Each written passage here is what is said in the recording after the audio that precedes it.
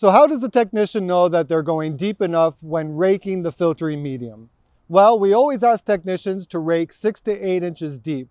Why? For two main reasons. Number one, making sure that the filtering medium has oxygen.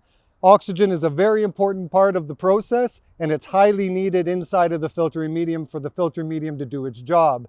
And secondly, we want to break down any preferential paths. As you all know, water travels on the easiest path, and therefore once a path is created, water will continue on that path. What we want to do is come in, break that path so that the water has to work even harder. Now, of course, the technician will do this all across the filtering medium. They'll also ensure to bring any filtering medium in from the sides and then level it out in the center to make sure that your wastewater has maximum treatment when going through the filtering medium.